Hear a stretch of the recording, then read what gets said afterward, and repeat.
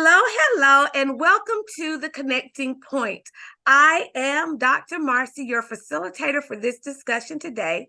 This is the place where creators connect to inspire, share their ideas and stories to transform the world through raw and unedited talk. And today I am here. Now, let's see. I don't even know if y'all ready for today. I don't know if y'all ready because my brother is here today. Yes. This is my brother from another mother. Okay.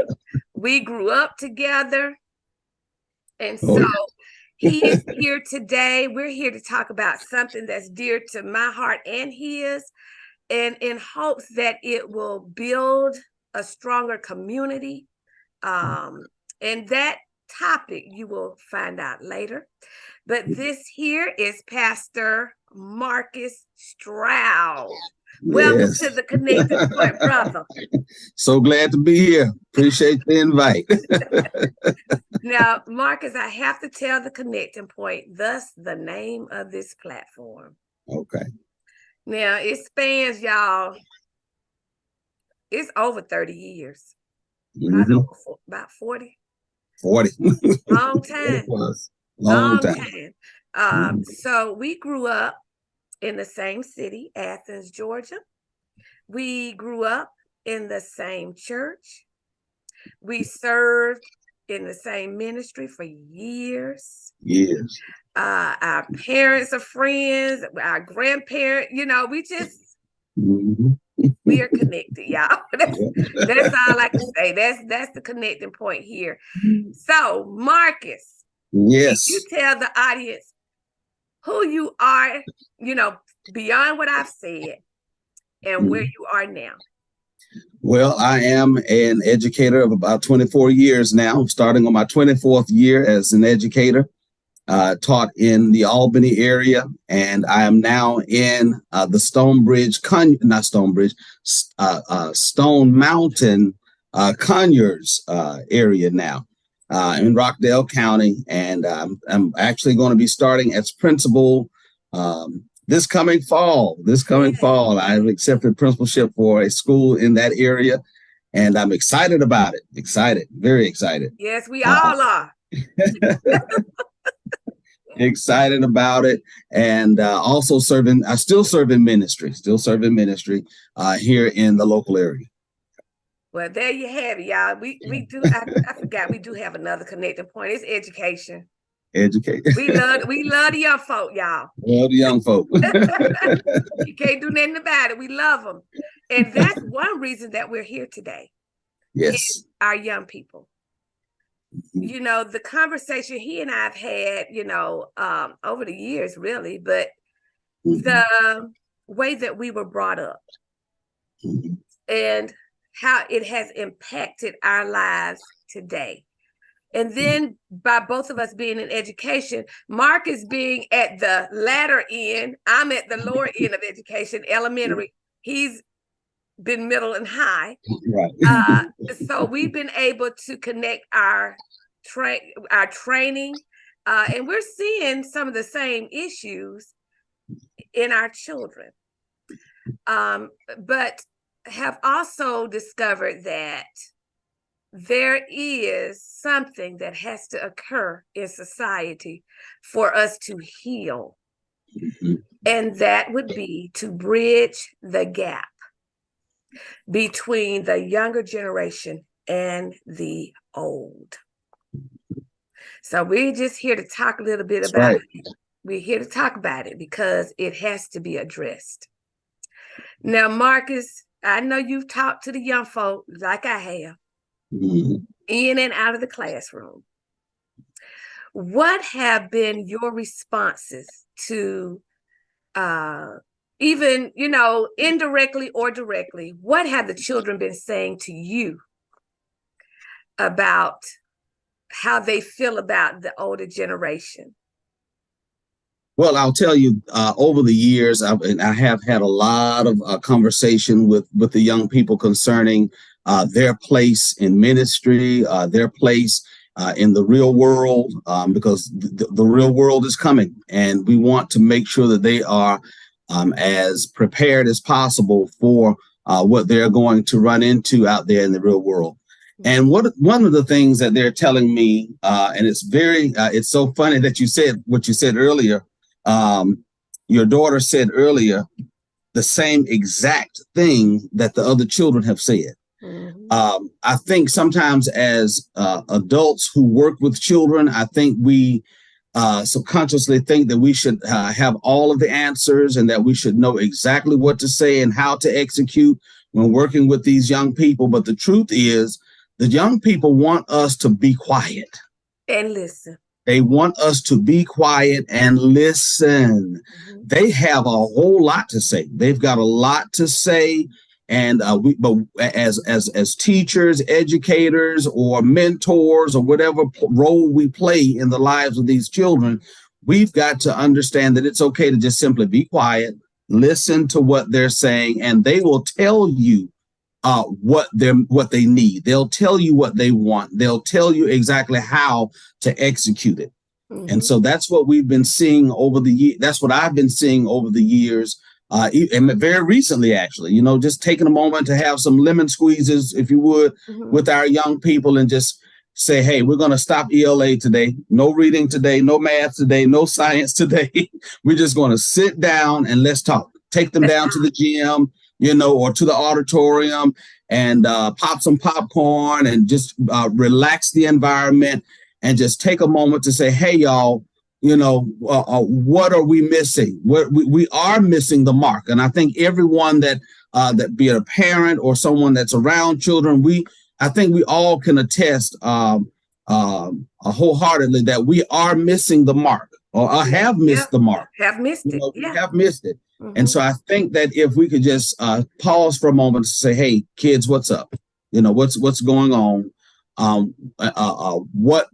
Where are we headed, and what should that look like? What should that look like? I can remember the last week of school this year, I brought in a fifth grade class because they were the oldest in the building. Right. And I said, how can you all are headed out of this building, but can you leave a deposit with me? Right. How can we better help the rest of the students that are coming along? And I cannot tell you, they begin to come out and say, they don't listen to us. They fuss at us out, stop yelling at us. Yeah. Okay. And I started thinking about and reflecting on my relationship that I have with my students. And it's a very open relationship. And I think I've said before on one of these discussions that can make you quiver if you're not used to it, because you got to be ready to hear what they're going to say, and no matter how they put it out there. It might be cursing. Right. You got to be ready for it. It might be real provocative, but you've got to listen to what they're actually saying under the language. Right. And so, like my brother has already said here, it is all about listening and listening with the notion that I want to do better as an adult. Yeah. I think that what happens also is that as adults, we tend to be more subjective. And we've got to stop being so subjective. I'm listening with the intention on still telling you how I feel. What to do. Yeah. Right. Instead, we should be more objective and be willing to sit at the table with minors, and they actually have a point. They have a point. They have a point. They have an opinion. They have a view, and it's okay for and as adults, we should be okay with us not having all the answers. And that's one of the issues that I know that many of my coworkers over the years, we tend to we'll start to beat ourselves up thinking that we're not good educators, or we've messed up somewhere because we didn't have the right response at the right time, or we didn't have the right answer at the right time, or and it's not so much of that. It's just that we need to know how to break for a moment and let the kids talk. I've told children many times, y'all, I don't know. Right, right. I don't know. I said, because I didn't deal with that like you're dealing with it. I don't know. So let's kind of work through this together, and that's okay to say, I don't know. I don't know what to tell you. Absolutely. It's okay to say, I don't know. Yeah. It's okay. But, it caused Marcus and I to reflect a little while ago on how were we raised? Yeah. How were we raised? Yeah. What makes us listen to kids? What did we encounter as children to be confident in who we were and are? Because thank God for the village that we had growing up. It was the village. And of course, I believe the village is burned down now.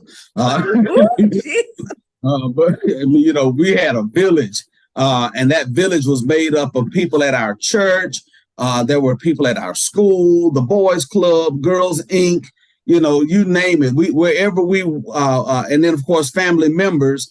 And then we had strong parents. We had parents that were not that didn't have the greatest of education, but they had enough knowledge and wisdom to know, hey, what you're going to do, you're going to learn how to mind people. Yeah, that's the first thing. That's the first thing. I can't help you with this math, but you're going to learn to be obedient. I can't help you with this science, but you're going to learn how to say yes, ma'am, no, ma'am.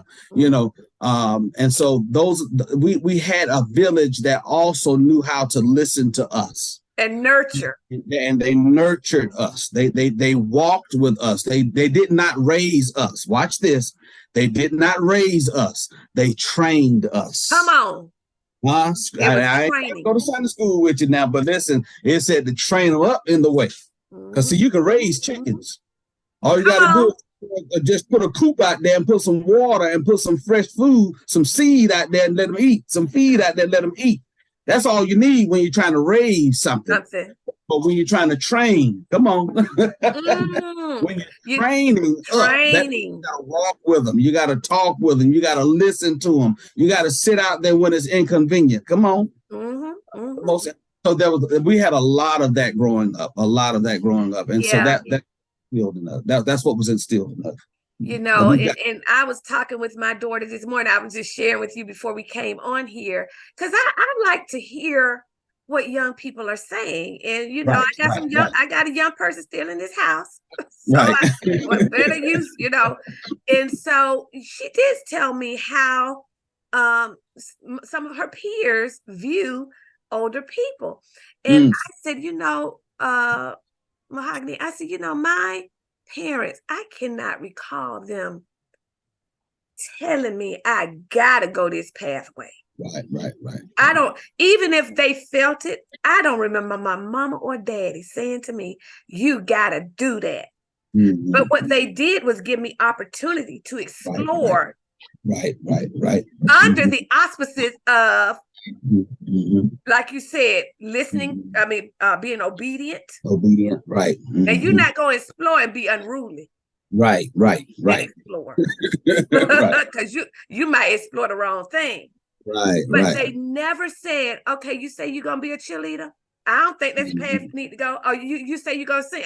Don't do that. That's not going to make you any money. They never did that. Never did that. Right. Never did that. Never did that. And as a reinforcement, when we went to church, and I did go every Sunday, good Lord. Every Sunday school. That's right. School, BTU. Choir rehearsal.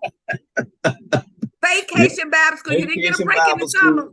You went. You went. And no one from the minister on down ever told us, you gotta do it this way. You gotta do it that way. And I remember, and I know Marcus does too, W.A. Billups. Yes. Oh, yeah. Who was our pastor during the time when we were growing up. And I always say he was ahead of his time. Okay. Why? Because the way he handled us as young people, it was non-traditional. Yeah. And I think it was because he was Yeah. an educator in a He was high an school. educator himself. Right, right, So right, he right. understood young You people. got it. Mm-hmm. Mm-hmm. And he listened to us, didn't he, Marcus? He sure did. He He sure did. listened to us and took some of our ideas to it Mm-hmm. to help grow the ministry with young people. Mm-hmm. Do you know there are ministries right now that's you don't see any young people? Why is Wow. that? Mm-hmm. Mm-hmm. Why is that? We don't see any young people in the church today or in ministries today because they feel as though they don't have a place. Mm. They don't have a sense of belonging there. And so and the connection has not really been made. Mm-hmm. I think we have spent a lot of time. I think parents spend a lot of time telling them, you've got to do, you've got to do, you've got to do, but they never take the time to show them how to appreciate why they should do. Yeah. Okay. And being able to make that connection. And so what happens is you have a lot of children who, unlike us, they grow up in church, but they don't have a connection to church. Right. We grew up, and see, there's some children that we grew up, you and I, we grew up in church. Yeah. But most children are growing up at church. You see, can you explain that difference? Yeah. See, they're at the church. They're at the church, but there's no connection. But when you're in church, that means you're connected. You know what's going on. You understand it. You see your position in that place. You have a sense of belonging, okay? And you feel like you have a voice. Though that's what a person, and it doesn't have to be children, that's just people in general. People in general, yeah. Feel they have a voice in that place, wherever it is. It could be at work, church, home, community, wherever. That means they are in there. They are a part of it rather than being at the place, you know. So that's one of the reasons why we don't see as many young people in ministries or in churches, and they have in churches as we did back then, is because they don't feel a sense of connection. They don't feel the connection there. It's you're coming to church, but all of the teaching happens at the church, but there's no teaching at home. You know, so we had the kind of parents that taught us, listen, I learned how to pray at the house. At the house, that's right. You know what I'm saying? I learned how to, we had the Sunday school, my grandmama and granddad, they used to call it the Sunday school quarterly. they didn't say quarterly. It said, get our quarterly, get the quarterly, because we got to get ready to study for Sunday school. That happened at home. Yeah. That happened at home. And too many parents are now just dragging or bringing their children to church, but all of the teaching is happening at the church and nothing at home. And if we could get more teaching at home, then when the child gets to the church, they'll feel the connection. And I'll go one further. Okay. Nowadays, nobody's coming to church. Now, I know there's some that are dragging them, but the church now has to go out of the four walls. Absolutely. And so it looks different. You got to shift your mindset. It's out of the four walls. But the reason our children are joining gangs and doing all this other stuff is because that's where they have a voice. That's where they feel a sense of belonging. And they feel loved. Absolutely. And that's where they feel loved. You know, I had a conversation with someone in law enforcement, and he said, you know, one thing that I noticed about gangs, because his ministry was in the gang activity. He said, one thing I noticed, he said, do you know those gang members tell each other they love each other? Wow. That's true. He said they do it, and some of these kids not even hearing it at home. They're not hearing it at home. So unless you give them something that brings a sense of belonging, brings a sense of community, then these are the results that we're getting when we turn on the TV and say, "Little Johnny then robbed the bank, the store down the street." Or social media now has made such an impact that our young girls are flaunting and twerking just to get a sense of belonging. Mm-hmm. That's what it's all about. Absolutely. I want to belong. Absolutely. So I'm going to do Yeah, I whatever I want to need to belong. do. Mm-hmm. I'm going to Mm-hmm. flood my body. I'm going to Mm-hmm. say all kind of things just to feel like I am a part of something, which is Maslow's Mm-hmm. hierarchy of learning. Yeah. Mm-hmm. Mm-hmm. It's right above physical needs Mm-hmm. to have Mm-hmm. a sense of belonging. Mm-hmm.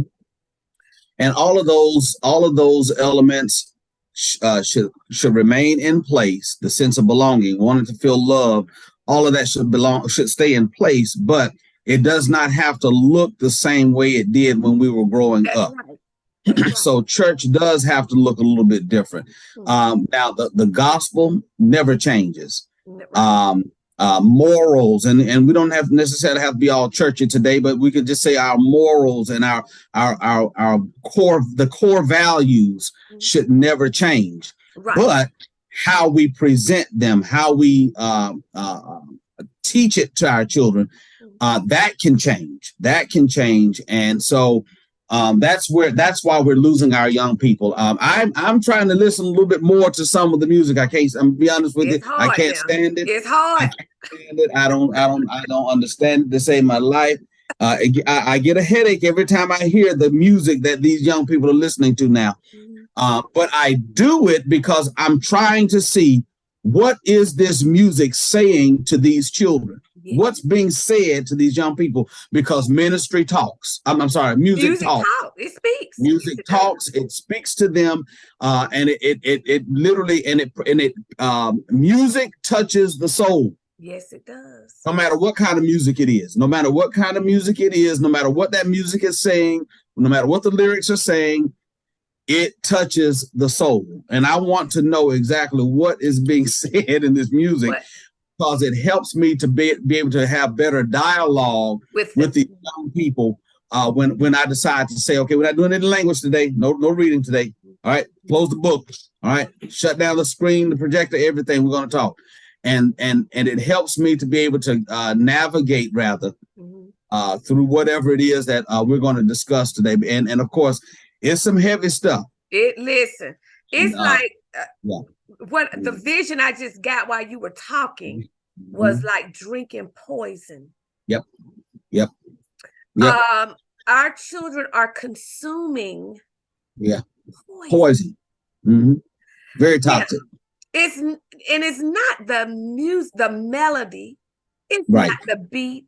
It is the words. That's right. The lyrics. Those lyrics that are going into the ears of that's right. children and adults. Absolutely. And it is transforming your mind.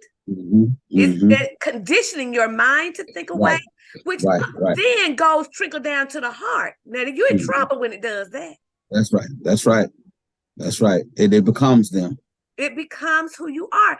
And you know, I can't help but think that whomever is putting this out, you're responsible. Right. You are responsible. I don't care. You can live differently in your house, but what are you giving the community? It's just like drug lords. Okay. They say, oh, I don't take drugs myself. Right. I just give it to the community where you're killing people. And it's the same with words. Right. I don't care if they have a musical underlay or what. Your words transform the thinking of our children. Now, Marcus, let's even talk, since we already there, let's go on with. Okay. You know, and my son said to me yesterday, Mama, some of this music nowadays, it sure ain't like what it used to be. Right. My son is 26. And he's saying that. At 26, right. You know, my daughter says it, she's 19. She said, Mama, I see what's wrong. She said, because the music your generation listened to, it talked about love. It talked about building a relationship. She said, that's why people in your generation wanted to be married, Mama. Because the music, it lends itself to marriage. It promotes it. Yeah. Yeah. And so Yeah. she said, well, what is being played today is lust. That's right. That's right. And So, vulgarity. yeah, yeah. So Yeah. we've got to even do that. That's one thing in my classroom that I have been doing over the years. I take a song they listen to. Right. Right. I just get the track and I put Right. some other lyrics on it so they can see this song don't have to be what's on their radio. And the goal is when they hear the song, they revert to the lyrics I gave them. Right. Right. Right. Not the ones they hear in that song. That's right. That's right. That's what I'm talking about. Transformative. Yeah. I tell young people all the time. I said when we were growing up, we had love ballads. We had ballads. Ooh, yes. Yes. They talked about love, but and I'm not saying that all of our music was pure. No, because you had some out there, but you had to sneak and listen to it. But let me show you the difference, though. They were saying some real ugly stuff in some of them songs that we had in our day, but it was so subtle. It was so subtle, and you couldn't. I was an adult before I realized what Whitney Houston was saying about what was the song? It's about a few stolen moments is all that we share. That means you just. You didn't even think about. I didn't think about it until you had to become an adult before I realized. Okay, you're talking about somebody else's man, but but music, but the music was so melodious and it was so beautiful, if you would. We didn't pay it much attention, but I did hear one of our students say a little while ago, before school was out for the summer, he was like, well, these artists are expressing themselves. And I do know, and of course, you as a specialist in music, you know that of course that's exactly what music is. It's a form of expression, and I get that. But and my thing is, but we're in trouble if this is all you have to express. That comes out of the issues of the heart. What do they? Right. They flow out. Right. Okay. So if that's what I'm expressing, then there's an issue. That's right. There's an issue of the heart. Because I can't. I just don't feel. I wouldn't feel comfortable giving another individual poison and sitting back waiting on them to drink it and die. I just I just would not feel comfortable doing that because my heart wants to build and help, not destroy. Right. So yes, your student was accurate. It is a form of expression. What are you expressing, and where's the root of that expression? That's what I was getting at. Yeah, that's exactly what I was getting at. It's like, I understand that this is what you all are expressing, but why is this such a widespread expression, if you would? It seems like it's the whole generation is expressing this. And unfortunately, there are some of our children that have no clue of what some of this rap is talking about, what some of this music is saying. They actually do. They are being raised or trained and reared in a wholesome environment. But another issue that we're having with these young people is that they have, once again, it goes back to that sense of belonging. They want to belong so bad that they will gravitate to some of the most ugliest and most unfavorable elements, if you would. They would rather gravitate to that just to see if they can get that sense of belonging, and that's why we're losing so many to the gangs. Because, like you said, and this is something I think I'm going to dig a little deeper on that. I think that'll preach that we've got several children who don't hear "I love you." They don't hear at home, but they hear it in the street.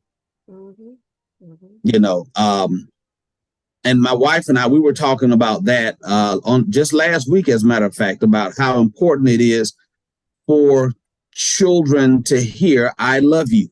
I love you. That they need to know, and they need to understand, okay, now I love you, but now let me tell you why I do. I'm not going to tell you I love you because you're my child. I'm going to tell you I love you because.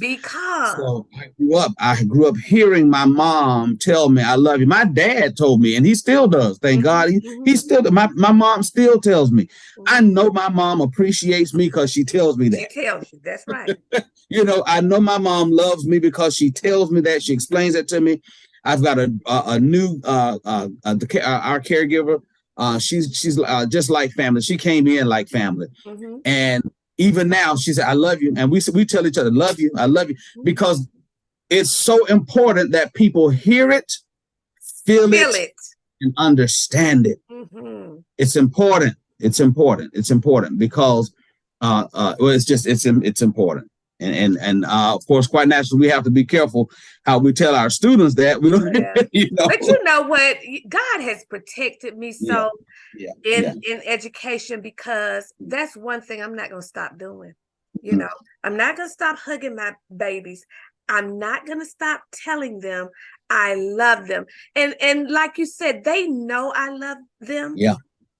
And when they know that, there's a sense of safety. Absolutely. Which is another human need. Safety and trust. Yeah. Yeah, to feel safe in an environment, to say, you know, I recall we had a little boy come in this year, mid-year, and he came with a record of not being such a pleasant teaching experience. Right. And I will never forget, the Holy Spirit told me clear as day. I was getting ready to leave that day, going to another school, and he had been kicked out of a class. He was in the hallway. Holy Spirit said, "Go back in your room. You have a bag of popcorn in your desk. Give him the bag of popcorn." Now, I dropped my bags. I had already locked my door. I went back, got the bag of popcorn, and I said, "You like popcorn?" He said, "Yes, ma'am." I said, "Here's your bag of popcorn." He said, where you finna go?" That's what he said. Because he was new to the school. He didn't. I said, "I'm going to another school to teach." He said, "Oh, okay. That's it." Before I turned the corner, I heard the bag opening. Okay. So I said, "Oh, God, you're doing something." That's why he told me to go back and get that popcorn. The next day, that same child that didn't seem to be able to stay in anybody's class, he came to music class, sat down. Right. He listened. He engaged in the discussion. I didn't even, he came and sat by himself. I didn't say, "You got to come up here and sit with everybody." He stayed in his own corner. But when the conversation was going, he interjected in his own way. Okay. And the Holy Spirit told me then, this kid is brilliant. But he's brilliant in the streets. So now I need you to reel him in. Right. And do you know that same child? I'm talking about respect. He would come by my room, peek in the morning. "You need help with anything? You my favorite teacher." And guess where it started? A bag of popcorn. Now, a physical need was met. He was hungry. Right. That physical need then showed love and a sense of belonging when he came into the room by engaging him in the conversation. After that, it just kept going. And you did not fall into that line or that vein with other teachers who probably have already labeled him as unteachable or, unpleasant. "I don't like working with him. Put him out." That you found a way to reel him in, if you would. Jesus did that same thing with Saul. Yes. On the road to Damascus, he did the same thing. And notice that when he changed his name to Paul, and Paul began to live out his purpose by promoting the church. Promoting. He was persecuting the church. Now he's promoting. Yes. Okay. And notice what God did not do. God says, I'm not going to destroy this zeal and this determination, this excitement and this eagerness, this energy that you have to destroy my church. I'm going to use that same zeal to promote. And that's exactly what we have to do with our young people. We've got to find a way to take the energy and channel it, not destroy it. Now, come on. Now, you know what, Marcus? The Holy Spirit is on this right here. That's why I got to stay here. Listen, that's it. That's it. And the reason I know is because God's bringing it back to me. That was told to me last week regarding gangs. Yeah. There are brilliant people in gangs. There are business leaders in gangs. Right. They're strategists in gangs. That's right. That's right. Okay. But if we can, as a community, as parents, and when I say parents, you might have to parent a child you didn't birth biologically. Right. That's right. That's right. To get there. But the skills you use as a parent for your own children, don't water them down for somebody else's child. Right. Same skill. Same skill. Same skill. And channel this so that they are prepared and they understand it. And you mentioned that earlier in the conversation. They have to understand why they are important, why they belong. And once they discover that, you don't have to worry. Our job is to facilitate it. Facilitate it. As the older generation, adults. That's right. That's right. Not take over. Oh, God, I'm so glad you said that, because that's exactly what I do in my classroom. I don't teach. Me either, Marcus. I facilitate.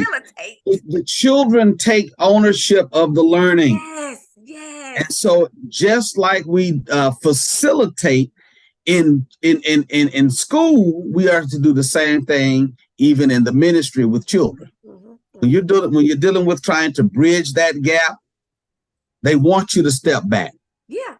They want you to step back and let them lead. Now they can't just get on out there by themselves, because they are children. We're just serving as advisors, if you will. We're walking with them, but they're the ones that are they'll lead the meeting. They'll come up with the ideas. We may have to help them with the phone calls to pull it all together. But at the end of the day, they're the ones that pretty much push. They're pushing. And I'm going to give the audience an idea of what that might look like. Matter of fact, I was just having this conversation with my daughter this morning as well. When a child, and I'll use the classroom as an example, but of course you can transfer this information to home environments, churches, or wherever. But when a child gives a response in a classroom, and I could know in my mind and everywhere that the answer is not correct. Do I tell that child that? No. Right, I just say, okay, that's what you think. Okay. Somebody else tell me what you think. Okay. And I never say, that's not right. No. I just let everybody give their response. I always say go deeper. That's a sense of belonging. Okay. And by the end of the conversation, the child has discovered through other people's responses. That's right. That's right. I need to rethink mine. And that way you didn't tear down the child's spirit. That's right. That's right. That's right. You let them discover the answer. And then you're building strong leaders. Strong leaders. Because they now have gotten a skill. And that skill is one of the most powerful of them all. Self-reflection. Self-reflection. Absolutely. Absolutely. Absolutely. Woo, Lord, listen here. Listen here, brother. You know you and I be going on and on. You know we will. But But we're gonna stop, and hopefully this has helped someone. Matter of fact, I know it. I know it's going to help someone navigate through this thing of bringing our children back to us, back to what God wants for them. Okay. So Marcus, like I do everybody, you must leave a point to ponder. If you can leave a point to ponder regarding this conversation today, what would that be? I want adults to learn to simply listen to our coming generations. Learn to give them a voice by quieting our voice. Mm-hmm. We're going to learn to be on standby and not stand in the way. Let them lead. The Bible tells us that the children shall lead them. Children shall lead them. And so we let the children lead. And if you don't believe in the Bible, then just go back to what Whitney Houston told us. She said, teach them well and let them lead the way. So, but we want to make sure that the young people have a voice, and that it's our job to make sure that we have given them the tools that they need: manners, good behavior, responsibility, accountability, all of those things, and many, many more tools that they're going to need in order to be successful in this real world. We want to make sure that they understand the importance of, we need to understand the importance of being quiet so that they can lead the way.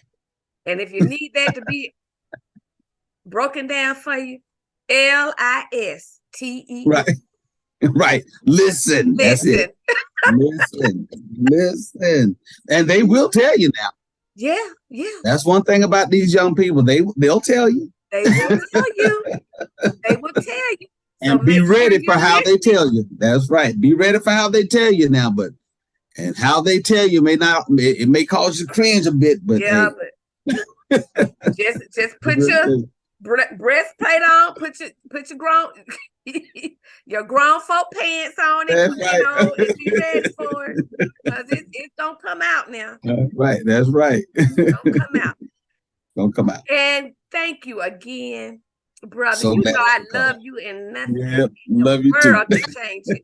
I do. I love you. And audience, I forgot this.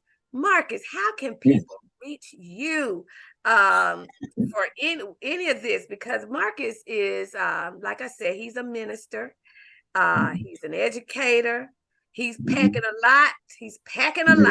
So I can't even put a label on why they would reach you. But how can they reach you?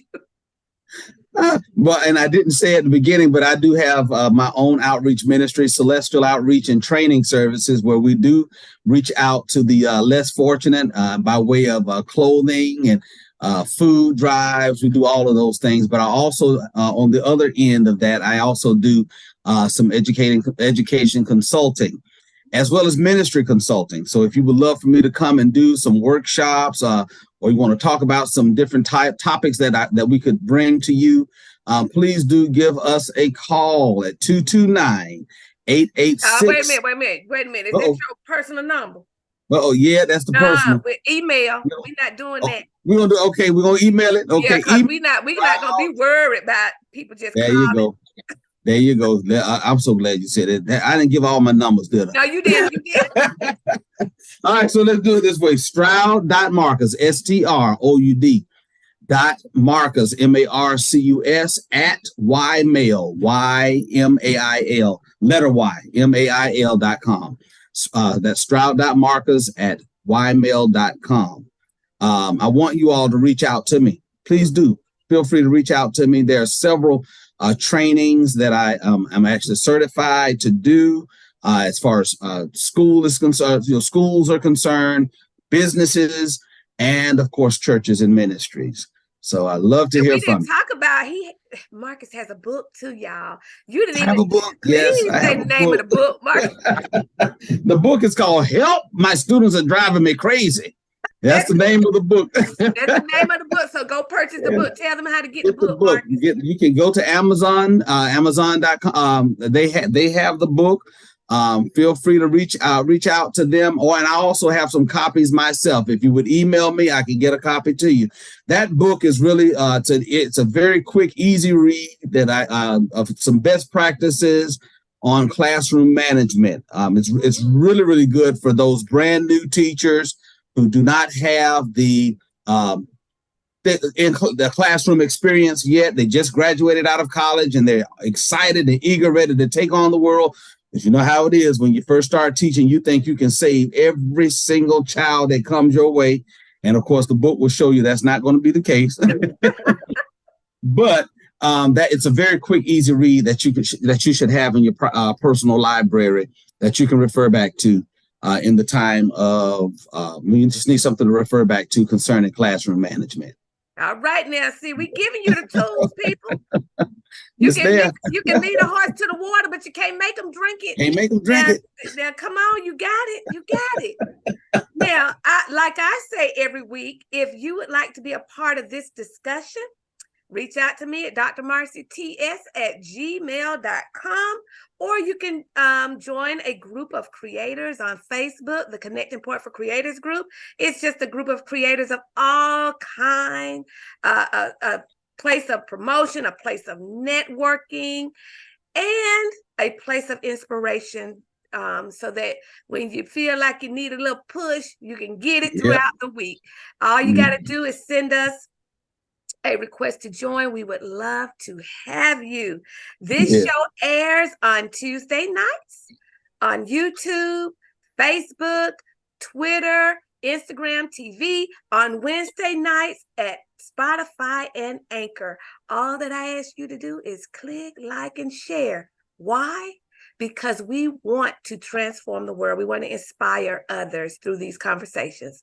Yes. Again, Marcus, thank you so much for your time.